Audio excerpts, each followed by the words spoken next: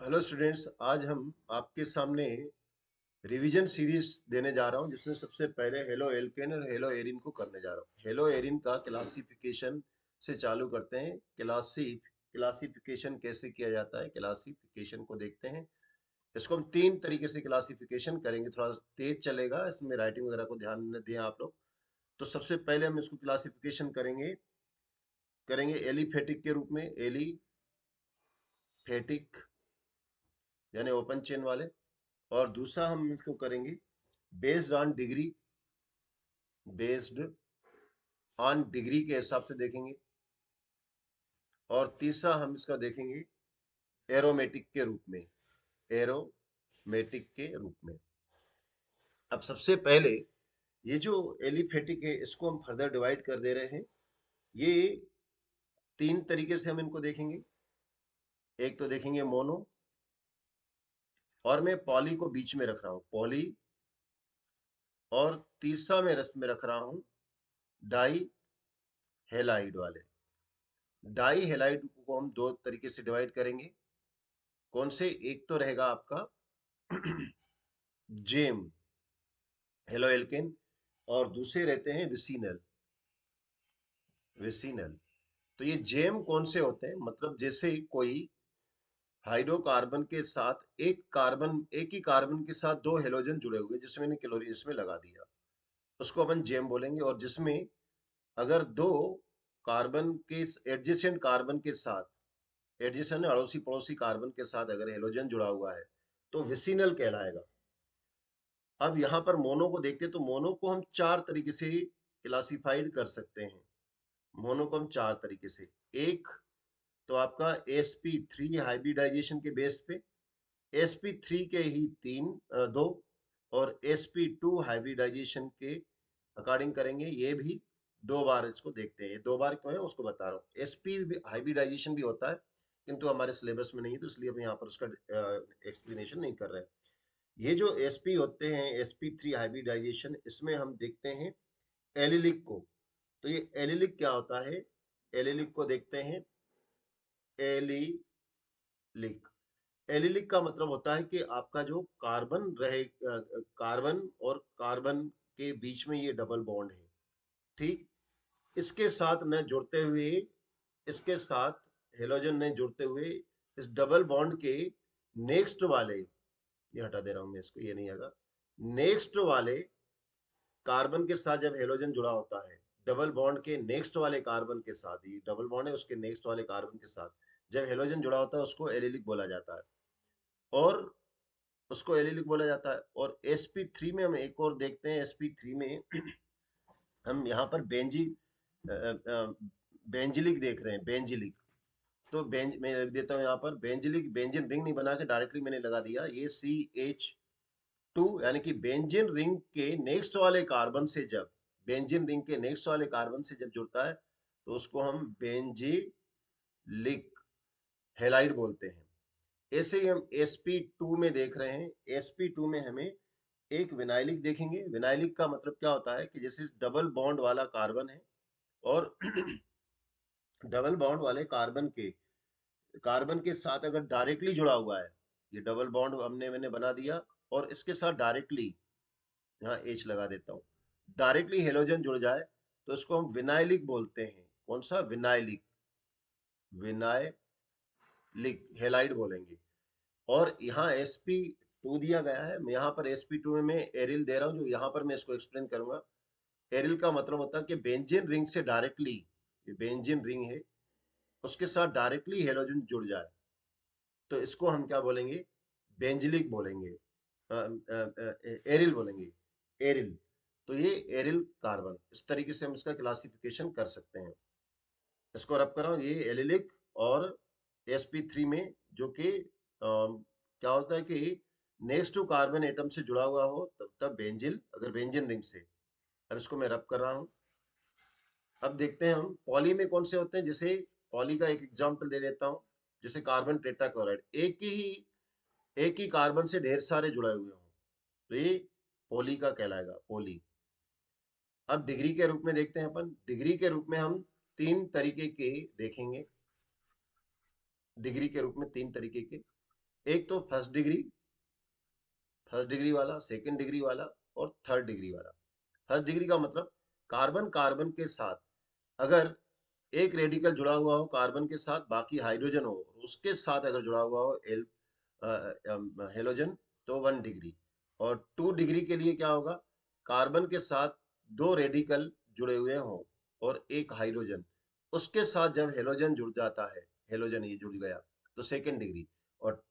और third tertiary वाला कौन सा होता है, टर्शरी में एक कार्बन के साथ तीन रेडिकल जुड़े हुए हों और उसके साथ जाके हेलोजन जुड़े, तो ये टर्शरी कहलाएगा, 3 डिग्री वाला कहलाएगा। तो ये था इसका क्लासिफिकेशन डिग्री के बेस पे। अब हम एरोमेटिक कौन से होते हैं, तो एरोमेटिक का सीधा मीनिंग है कि बेंजीन रिंग हो और बेंजीन रिंग से डायरेक्टली डायरेक्टली अगर जुड़ जाए हेलोजन, तो वो क्या कहलाएगा, वो आपका कहलाएगा एरोमेटिक। इस तरीके से हमने इसका क्लासिफिकेशन देखा। अब मैं इसको रब करके प्रिपरेशन मेथड को हम देखते हैं। प्रिपरेशन मेथड में सबसे पहले हेलो एल्केन को, फिर हेलो एरोमेटिक को देखें। हेलो हेलो एरिन को। तो ये हेलो एल्केन का प्रिपरेशन कितने बेस पे किया जाएगा, तो हम इसको 3 बेस पे देखते हैं। एक तो हम देखेंगे इसको बाय अल्कोहल, अल्कोहल, और दूसरा बाय बाय हाइड्रोकार्बन, हाइड्रोकार्बन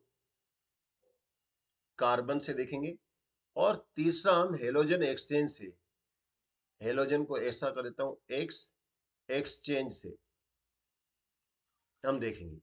अब इसमें पहले में अल्कोहल को देखता हूं, तो अल्कोहल से कैसे बनाएंगे, तो आप सीधा ये अल्कोहल ले लीजिएगा और कुछ मत करिएगा, इसमें डाल दीजिएगा जिंक क्लोराइड।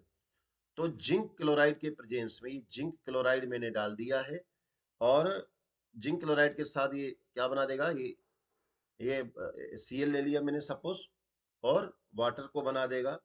इसको ग्रू प्रोसेस भी कहते हैं, ग्रू ग्रू मेथड भी कहते हैं। इनकी जो रिएक्शन होती है, इसका ये 3 ऑर्डर की ग्रेटर होती है, देन सेकंड, और ये 1। दूसरा हम इससे क्या किसे कहेंगे, मैं इसके बाकी हाइड्रोकार्बन को हटा के, क्योंकि बोर्ड पे मुझे जगह नहीं है, तो मैं पूरा इसको पूरा अल्कोहल से मैं पूरा अल्कोहल को यहाँ लिख के और सारे को मैं अलग से 3 तरीके से बनाया जाता है अल्कोहल को, फिर से एक बार मैं आपको आपको कर रहा हूँ, इसको एक्सप्लेन करने जा रहा हूँ। तो बाय अल्कोहल से यहाँ लिख देता हूँ, बाय अल्कोहल। तो पहला मैंने देखा आर ओ, अल्कोहल ले लीजिए, और इसकी रिएक्शन आपको किससे करवानी है, इसकी आपको रिएक्शन करवानी है HCl से करवानी है। किसकी प्रेजेंस में, जिंक क्लोराइड की प्रेजेंस में। इस प्रोसेस में क्या हो जाता है, ये वाटर का मॉलिक्यूल्स निकल जाएगा और आपका बन जाएगा RCl। इसको ग्रुव प्रोसेस कहते हैं, ग्रुव प्रोसेस, पहली बात। दूसरा दूसरा मैं ले रहा हूं इसके साथ कौन सा, दूसरा हम ले रहे हैं अपन ब्रोमीन बनाना है, तो ब्रोमाइड बने, क्लोराइड बना, ब्रोमाइड बनाना है, अल्कोहल से बनाना है, तो आपको इसमें क्या करना पड़ेगा, पोटेशियम ब्रोमाइड लेना पड़ेगा प्लस H2SO4 लेना पड़ेगा। तब आपका क्या बन जाएगा कि RBr बनेगा, प्लस आपका जो K है वो निकल जाएगा, K हाइड्रोजन सल्फेट के रूप में बाहर हो जाएगा। ठीक, और दूसरा आपका बनेगा हाइड्रोजन, और दूसरा बनेगा आपका वाटर का H2O बनेगा। थर्ड प्रोसेस हम कैसे करते हैं, हम थर्ड है ना, फास्फोरस ट्राइक्लोराइड के साथ बना रहे हैं। ये इसके 3 मॉलिक्यूल लेना, याद रखना, भूल मत करना, नहीं तो आप कंफ्यूजन में हो जाएंगे। 3 मॉलिक्यूल अल्कोहल के लेना और इसको फास्फोरस ट्राइक्लोराइड के साथ रिएक्शन करवाइएगा। जब आप ऐसा कराओगे ना, तो 3 आपको बनाने हैं हेलोजन के। Cl तो मैंने Cl लिख दिया, और आपका बनेगा H3PO3। इसको कहते हैं हाइपोफास्फोरस एसिड, हाइपोफास्फोरिक फास्फोरस एसिड। और ये आपका बन गया रेडिकल। और दूसरा है, इसमें एक ही मॉलिक्यूल लेना, याद रखिएगा। अगर फास्फोरस पेंटाक्लोराइड के साथ अपन रिएक्शन करवा रहे हैं, फास्फोरस पेंटाक्लोराइड के साथ करोगे तो बन जाएगा आपका, सबसे पहले जो बनाना है वही बना लो। अगर Cl लिया तो Cl लेके बना देंगे। दूसरा याद रखिएगा, इसमें एक ये कंपाउंड जरूरी बनता है कि फास्फोरस हाइपोट्राइक्लोराइड बनता है और HCl गैस निकलती है। तो इस तरीके से हम अल्कोहल से बनाएंगे। अल्कोहल से एक और प्रोसेस होती है जिसमें अपन थायोनिल क्लोराइड लेंगे। थायोनिल क्लोराइड, जिसको डॉर्जन प्रोसेस भी कहते हैं, यानी SOCl2 ये लेंगे। याद रखिएगा कि इसमें ये दोनों रिएक्शन को जो फास्फोरस पेंटाक्लोराइड से ब्रोमाइड नहीं बनाया जा सकता है, यानी ब्रोमो एल्केन नहीं बनाया जा सकता है, और आयोडो एल्केन भी नहीं बनाया जा सकता है। ऐसे ही थायोनिल क्लोराइड से फास्फोरस पेंटाक्लोराइड प्रेजेंट ही नहीं, फास्फोरस पेंटाक्लोराइड जैसे होता है वैसे फास्फोरस पेंटाब्रोमाइड बहुत अनस्टेबल होता है। फास्फोरस पेंटा आयोडाइड पॉसिबल ही नहीं है, होता ही नहीं है, ये एग्जिस्टेंस ही नहीं है। तो ये मैंने लिया और इससे मैंने बना दिया क्या है, इससे मैंने बना दिया Cl, और प्लस ये जो सल्फर है ना, वो डाइऑक्साइड बना देती है, तो SO2 सल्फर गैस बन जाती है। बाकी जो H बचा वो HCl बना देता है। इसको अपन जो बोलते हैं प्रोसेस को, इसको अपन डॉर्जन प्रोसेस भी कहते हैं। यहाँ लिख देता हूँ मैं, बगल चलिए यहाँ लिख देता हूँ, डॉर्जन प्रोसेस। तो बेटा ये जो प्रोसेस है ये सबसे ज्यादा इंपॉर्टेंट प्रोसेस मानी जाती है, क्योंकि इससे प्योर, आपको प्योर एल्केन, इससे हेलो एल्केन मिलता है। क्यों? क्योंकि सल्फर डाइऑक्साइड गैस और HCl भी गैस बन के सॉल्यूशन में से निकल जाती है और ये प्योर हमें मिलता है। इस तरीके से हमने इसको अल्कोहल से हेलो एल्केन को बनाया है। अब हाइड्रोकार्बन से देखते हैं। हाइड्रोकार्बन से मैंने बताया दो तरीके से देखेंगे, एक तो हम एल्केन से देखेंगे, एल्केन से, और दूसरा एल्कीन से देखेंगे, एल्कीन से।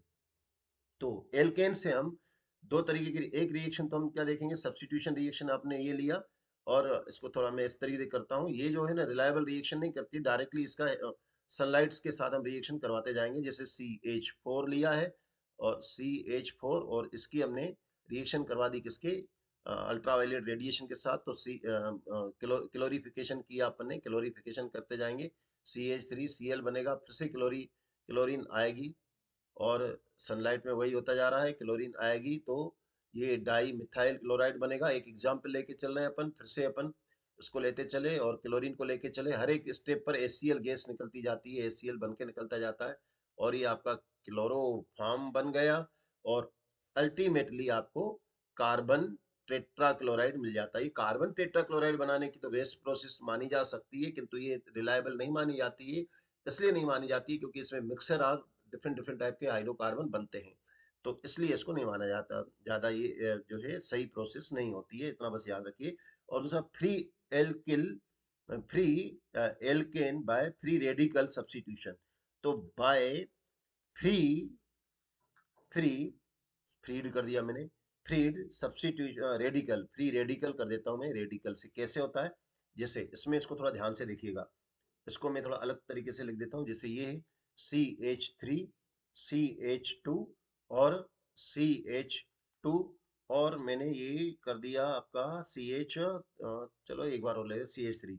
जब इसमें हम क्या करेंगे, सनलाइट को यूज करेंगे और क्लोरिफिकेशन करेंगे, तो ये सब्स्टिट्यूशन रिएक्शन हो जाती है। दो तरीके की ये बना देते हैं, CH3 CH2 CH2 और CH2Cl बना देता है, जो कि 28% होता है, अगर इसी लंबी ब्रांच लेते हैं तो अपन सब्स्टिट्यूशन रिएक्शन में।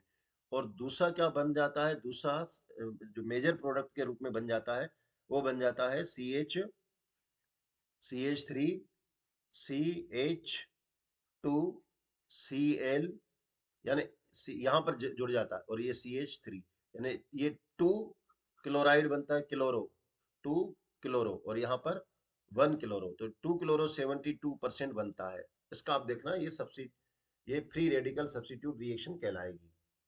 अब इसके ये था किसके, एल्केन से। अब ये मैंने एल्केन से बताया, एल्केन से। अब एल्किन से देखते हैं कैसे बनता है, तो इसको रब कर देता हूं। और एल्किन से बनाने की प्रोसेस को थोड़ा ध्यान से देखिएगा। अगर आपने एल्किन लिया है बाय एल्कीन, अगर आपने एल्किन सिमेट्रिकल लिया है, सिमेट्रिकल समझते हो ना बेटा, आगे जो डबल बॉन्ड के आसपास लगे हुए कार्बन की सेम रेडिकल जुड़े हुए हों, चाहे पहले मैंने लिया था वो भी याद है। इसके साथ अगर अपन क्लोरिफिकेशन कर रहे हैं, थोड़ा इसको हटा देता हूँ कि सही नहीं रहेगा, आपको समझ में थोड़ी दिक्कत होगी, इसको हटा देता हूँ, फटाफट कर देता हूँ। एक इस तरीके से ले ले रहा हूँ मैं सिमेट्रिकल में, आपको तो ज्यादा क्लियर तरीके से आपको समझ में आ जाएगा। CH2 डबल बॉन्ड CH2, और इसका अपन ने क्या करा, क्लोरिफिकेशन कर दे रहे हैं अपन, यानी कि एल्किन की रिएक्शन करेंगे, reaction with with hydro hello acid से, यानी HCl से या X से अपन करने जा रहे हैं। तो मैंने यहाँ HCl ले लिया, तो कैसी रिएक्शन बनेगी? तो इस रिएक्शन में कोई दिक्कत नहीं है, यहाँ पर भी अगर Cl लगाया चाहे यहाँ भी लगाया तो भी चलेगा। एक हाइड्रोजन यहाँ चले जाएगा और ये जाके इसके साथ, यानी कि एडिशनल रिएक्शन बता रहे होते हैं। एडिशनल रिएक्शन ये बता दी और ये CH2Cl बनेगा। आराम से करके आ जाओगे किसके साथ, फ्रॉम एल्किन और reaction with the halogen acid. परंतु यहाँ पर आप इसको थोड़ा ध्यान दीजिएगा, ये आपके ध्यान देने के लिए है रिएक्शन। ये CH3 CH double bond CH2, तब अपन इसकी रिएक्शन HCl के साथ कर रहे हैं, तो क्या प्रोडक्ट बनेगा भाई? ये प्रोडक्ट बनेगा आपका, ये CH मैंने R दिया, ये R और ये CH3, ये अनसिमेट्रिकल कहलाता है। क्यों? क्योंकि इसके साथ अलग अलग एल्किल ग्रुप जुड़े हुए हैं, डबल बॉन्ड के दोनों साइड सेम नहीं है, दोनों साइड डबल बॉन्ड के सेम नहीं है। ये H, तो ये जो है ना आपका क्लोरीन, वो जो नेगेटिव है वो वहां जाके जुड़ता है जहां पर डबल बॉन्ड पर हाइड्रोजन का कंसंट्रेशन कम हो, और वहां पर आके जुड़ गया, तो यानी ये यहाँ पे आके जुड़ जाएगा। और जो हाइड्रोजन है वो हाइड्रोजन कहाँ पर चला जाएगा इसका, HCl का, वो यहाँ पे आके जुड़ जाएगा। जहां पर हाइड्रोजन की कंसंट्रेशन डबल बॉन्ड पे ज्यादा होता है, वहीं पर वो हाइड्रोजन आके अटैक करके जुड़ जाता है। तो ये मेजर प्रोडक्ट के रूप में बनता है। इसे को अपन मार्कोनी कॉफ रूल कहते हैं, मार्कोनी कॉफ रूल के अकॉर्डिंग होता है। अब ऐसा ही एक और प्रोडक्ट बन जाता है, देखो ये बना रहा हूं मैं, यही पूरा पूरा ले रहा हूँ, CH और ये डबल बॉन्ड CH2 और इसकी HCl के साथ रिएक्शन करवाने जा रहा हूँ। और HCl के साथ रिएक्शन करवाने कैसे करवा रहा हूँ उसको ध्यान से देखिएगा। इसको करवाते समय मैं एक पराक्साइड ले रहा हूँ, जिसे बेंजीन पराक्साइड भी लेते हैं, पर ऑक्साइड को शॉर्ट में लिख दिया है मैंने, पराक्साइड ले लिया। पराक्साइड लिया ना, तो आपका मालूम है प्रोडक्ट कौन सा बनेगा? अब आपके इस रिएक्शन को ध्यान से देखिएगा, CH2 CH2 और CH, 1 2 3 और 4 है ना, और Cl, मतलब यहाँ पर जो प्रोडक्ट बना, तो इसको कहते हैं एंटी मार्कोनी कॉफ रूल, एंटी मार्कोनी, और खराश इफेक्ट भी कहते हैं, खराश और खराश। और तीसरा इसका नाम किस जान से जाना जाता है? पराक्साइड इफेक्ट, पर ऑक्साइड इफेक्ट से बनाते हैं। तब क्या होता है कि एंटी मार्कोनी कॉफ रूल, मतलब ये जो HCl है वो वहां पर जुड़ता है डबल बॉन्ड, जिसमें डबल बॉन्ड में हाइड्रोजन ज्यादा हो, उल्टा हो जाता है किसके, मार्कोनी कॉफ पे, और हाइड्रोजन वहां जुड़ता है जाके डबल बॉन्ड में जहां पर हाइड्रोजन की कंसंट्रेशन कम हो, उसको एंटी मार्कोनी कॉफ रूल कहते हैं। इस तरीके से हम हेलो एल्केन से अपन हेलो एल्किन से अपन हेलो एल्केन को बनाते हैं। तो इसको मैं रफ करने जा रहा हूँ। अब नेक्स्ट है हमारा, ये था अपन, नेक्स्ट मैंने बताया कि आपको हेलोजन एक्सचेंज से कैसे बनाते हैं। तो हेलो एक्सचेंज से हम, नेक्स्ट ये थर्ड पॉइंट है इसकी, हेलो हेलोजन एक्सचेंज से कैसे बनाते हैं। तो इसमें अपन दो तरीके की रिएक्शन देखेंगे। एक तो अपन देखेंगे इसमें फिंकेल, इसको याद रखिएगा, ये फिंकेल रिएक्शन, फिल्केन फिन फिनकेल स्टाइन रिएक्शन, और दूसरी अपन वोर्ज रिएक्शन देखेंगे। वोर्ज रिएक्शन, दोनों में डिफरेंस क्या है देखो। फिल्केन रिएक्शन में क्या हो जाता है कि जैसे कोई आपने एल्किल हेलाइड लिया, क्लोराइड लिया, और इसमें अपन को क्या होता है, हमें चाहिए क्या चाहिए, हमें चाहिए आयोडाइड।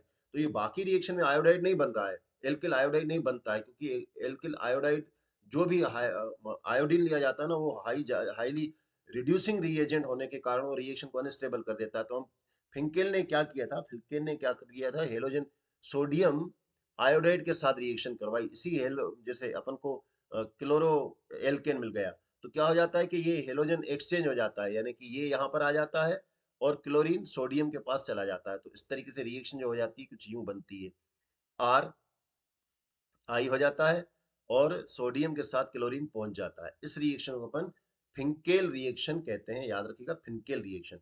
अब वुटरेज रिएक्शन भी बिल्कुल ऐसी ही होती है, किंतु वुटरेज रिएक्शन में क्या होता है कि हमें बहुत इम्पॉसिबल लगभग वाली बात थी कि अगर आप इससे क्या बनाए, आपको बनाना क्या होता है, आपको बना, यहाँ से पहले मैं बाद में रखता हूँ, यहाँ पर बता देता हूँ, हमको बनाना जो होता है ना, वो बनाना होता है एल्किल फ्लोराइड। तो फ्लोरीन बहुत ज्यादा वायलेट रिएक्शन होती है, बनाना बहुत मुश्किल होता है, तो उसको वुटज रिएक्शन से आप बना सकते हो। वुटज रिएक्शन में क्या करना होता है, आपको है ना हेवी मेटल के फ्लोराइड लेने पड़ते हैं, उसकी रिएक्शन करवानी पड़ती है। जैसे मैंने यहाँ पर सिल्वर लिया है, सिल्वर फ्लोराइड, तो सिल्वर फ्लोराइड तो यहाँ भी हेलोजन एक्सचेंज हो जाता है। जो सिल्वर के साथ फ्लोरीन था वो हट जाता है, इसके साथ आके जुड़ जाता है, किसके रेडिकल के साथ जुड़ जाता है, और क्लोरीन जो है वो सिल्वर के साथ जुड़कर व्हाइट कलर का AgCl का प्रेसिपिटेट बना देता है। इस तरीके से हम देखते हैं कि जो रिएक्शन, ये वोल्टेज रिएक्शन से हम हेलो एल्केन को बना सकते हैं। तो ये हेलो एल्केन बनाने की प्रोसेस थी। अब हम देखते हैं हेलो एल्किन के बाद हम देखते हैं हेलो एरिन बनाने के लिए कैसे बना सकते हैं, उसको देखते हैं। हेलो एरिन बनाने की प्रोसेस को देखते हैं। अब हम इसके हेलो एरिन को सबसे कितनी तरीके से देखेंगे, इसको मैं इस तरीके से बता देता हूँ, है ना। यहाँ बना के अपन इस तरीके से देखेंगे। हेलो एरिन बनाना है अपन को। हेलो एरिन किसको कहते हैं, जैसे मैंने बताया कि हेलो एरिन यानी बेंजीन रिंग से डायरेक्टली जुड़ा हुआ एरोमेटिक। हेलो एरिन और एरोमेटिक दोनों है ना, तो एरोमेटिक, एरोमेटिक हाइड्रो अपन हेलो एल्केन हेलो एरिन को बनाएंगे। तो कैसे बनाया जाता है, इसकी एक प्रोसेस हम देखेंगे हाइड्रोकार्बन के थ्रू, हाइड्रोकार्बन से।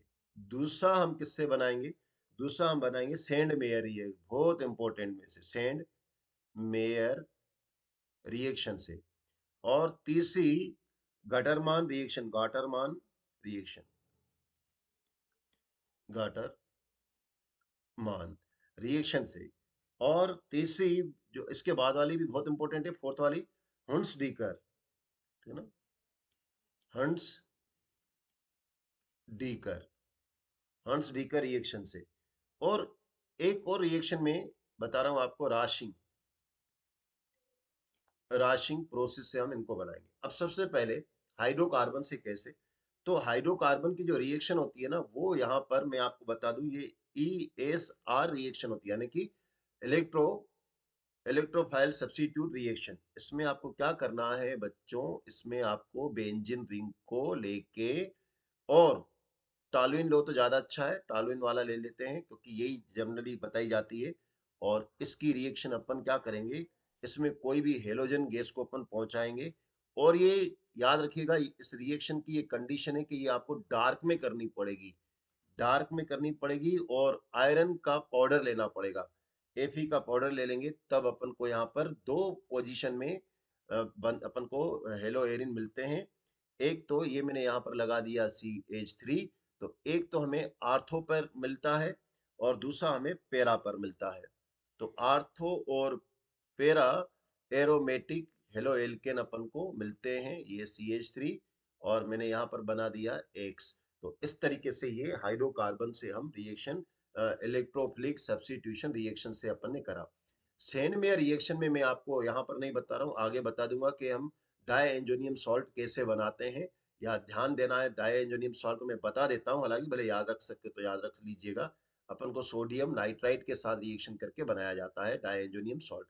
डाई एंजोनियम सॉल्ट का फार्मूला है Na2Cl, है ना। इसके Na के ऊपर प्लस चार्ज लगा दो, Cl के ऊपर, तो ये आपको आयनिक फॉर्म में दिखेगा। अब मैं इसको इसको इस तरीके से व्यंजन रिंग को बना रहा हूँ।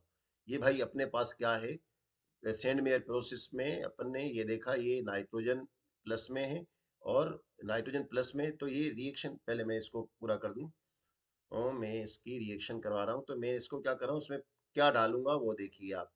ये सेंड मेयर रिएक्शन करनी है, तो मुझे इसमें क्या बनाना है, मुझे इसमें बनाना है, मान लेते हैं कि मैं क्लोराइड बना रहा हूँ या ब्रोमाइड बना रहा हूँ। तो जो भी बनाऊंगा तो मुझे उसके साथ में क्या लेना पड़ेगा, दो बातों को ध्यान रखना है इसमें। एक एक तो हमें इसमें लेना है, आपको वही एसिड लेना है जिसका आप बनाना चाहते हैं। जैसे यहाँ पर मैं ब्रोमाइड बनाना चाहता हूँ तो हाइड्रोजन ब्रोमाइड लिया। इसके अलावा ये रिएक्शन तब कंप्लीट होती है जब आप इसमें हाइड्रोजन ब्रोमाइड लिया, तो आपको Cu2 और Br2 लेना पड़ेगा, ये लेना जरूरी है। तब आपका ये क्या बन जाएगा, यहाँ पर एक सॉल्ट जो है आपका, एक जो सॉल्ट है वो आपको क्या करना होगा कि डायरेक्टली क्या इस रिएक्शन को भी अगर हम डायरेक्टली करें तो ये बी आर में इसको हटा के पहले बीच में इंटरमीडिएट बना के डायरेक्टली बता देता हूँ, यहाँ पर आके बी आर आपका जुड़ जाएगा।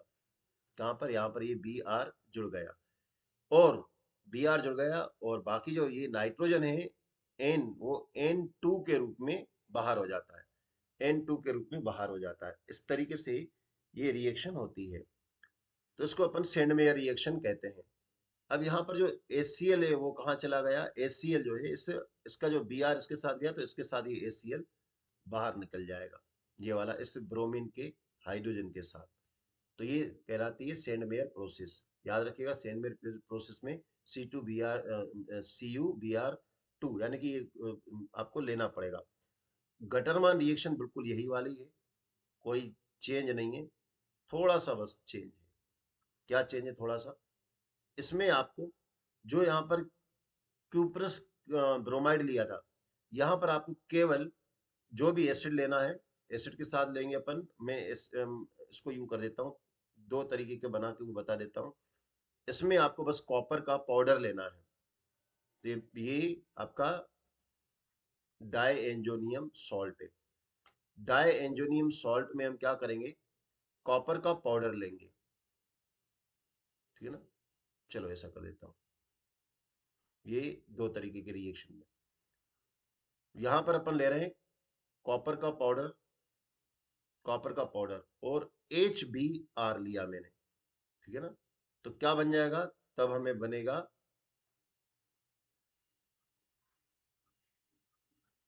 ये Br इसके साथ जुड़ गया, और इसमें मैं क्या ले रहा हूं? इसमें भी मैंने कॉपर का पाउडर ले रहा हूं और HCl ले रहा हूं, तो मुझे क्या मिलेगा? तब मुझे हेलो एरिन में क्लोराइड मिलेगा, और दोनों कंडीशन में नाइट्रोजन गैस बाहर हो जाती है। यानी कि जो गटरमान रिएक्शन है वो सेडमियर और गटरमान एक जैसी है, बस उसमें क्या किया गया? कॉपर का पाउडर लिया गया, किसकी जगह पर? क्यूप्रिस ब्रोमाइड की जगह पर, और इसको गर्म किया गया, हीट करना जरूरी था। अब अपन देखते हैं हुंस डीकर रिएक्शन क्या है। हुंस डीकर रिएक्शन को मैं यहाँ पर थोड़ा सा नीचे ले आके लिख रहा हूँ। इसमें आपको क्या करना है? कुछ नहीं करना है, बस आपको सिल्वर बेंजोएट लेना है, सिल्वर बेंजोएट लेना है। इसको डीकार्बोक्सिलेशन रिएक्शन भी कह सकते हैं। ये बेंजीन रिंग, और इसके साथ थोड़ा सा गड़बड़ बनने में क्या बात है।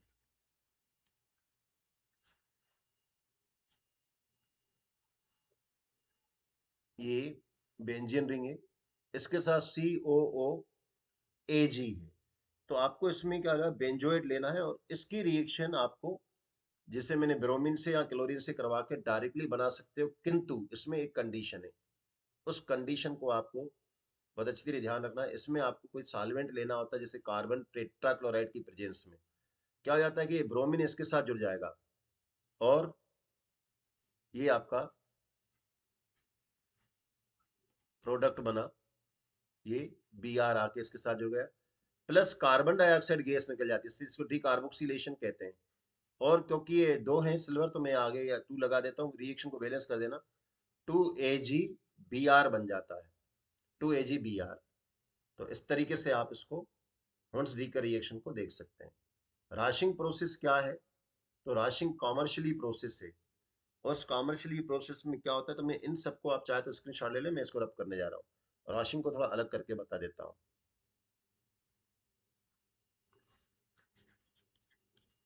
राशिंग प्रोसेस, और ये कॉमर्शियली प्रोसेस भी कहलाती है, कॉमर्शियल प्रोसेस। इसमें क्या किया जाता है? आपको राशिंग प्रोसेस में आप डायरेक्टली बेंजीन रिंग लेंगे, बेंजीन के 2 मॉलिक्यूल्स लीजिए, और 2 मॉलिक्यूल सेम रेशो में HCl ले लीजिए, और ऑक्सीजन के साथ इसको रिएक्ट करवाइए, यानी ऑक्सीडाइजिंग रिएजेंट को लेके, ठीक है ना। इसको हीट भी किया जाता है, गर्म किया जाता है। तो ये क्या बना देगा आपका? ये जो रिएक्शन होगी ये भी आपको आपको क्यूप्रिक क्लोराइड, अगर क्लोराइड बना रहा है तो इसमें आपको जो गटरमान ने लिया था वैसे ही अपन को क्यूप्रिक क्लोराइड भी लेना पड़ेगा। तब क्या हो जाएगा, तब आपका डायरेक्टली इसमें आप बना दीजिएगा, बेंजीन क्लोराइड बना, यानी कि एरोमेटिक क्लोराइड बना, और प्लस 2H2O बाहर हो गए। मतलब ये अगर मैं दो लिए तो 2 क्लोरीन यहाँ पर आ गए, बाकी 2 हाइड्रोजन बने। और क्योंककि बेंजीन से 2 हाइड्रोजन निकले हैं और 2 हाइड्रोजन ये, 4, तो 4 हाइड्रोजन वाटर के रूप में निकल गए। तो इस तरीके से हमने इसके प्रिपरेशन मेथड देख लिया दोनों का, हेलो एल और हेलो एरिन का। तो इसका अगला पार्ट मैंने करीबन ये 20 मिनट का है, 20 मिनट का आपको एक और दूसरा पार्ट मिल जाएगा, और पूरा आपका चैप्टर फिनिश हो जाएगा दूसरे पार्ट में। और इसके अलावा अगर आपको और डिटेल स्टडी करनी है तो मेरे और वीडियो विनर एजुकेशन पॉइंट पर हैं, आप उस पे विनर एजुके में यहाँ पर विनर एजुकेशन पॉइंट पर है, विनर, विनर्स नहीं लिखिएगा, विनर लिखिएगा, बस इतना, winner education point, education point पे जाइएगा तो आपको ये वाले बाकी इसकी फुल सीरीज डिटेल में आपको मिल जाएगी, अगर डिटेल स्टडी करना चाहते हैं तो। और बाकी 20-25 मिनट का दूसरा भी वीडियो है, इसका पार्ट देखिए तो ये आपका चैप्टर पूरा फिनिश हो जाएगा। जो भी सजेशन चाहिए और कोई अगर प्रॉब्लम हो तो आप मेरे से कांटेक्ट कर सकते हैं। आप प्लीज़ इसको सब्सक्राइब जरूर करिएगा और शेयर करिएगा, लाइक करिएगा, ताकि हम और भी वीडियो आपको देते जाएं। Thank you.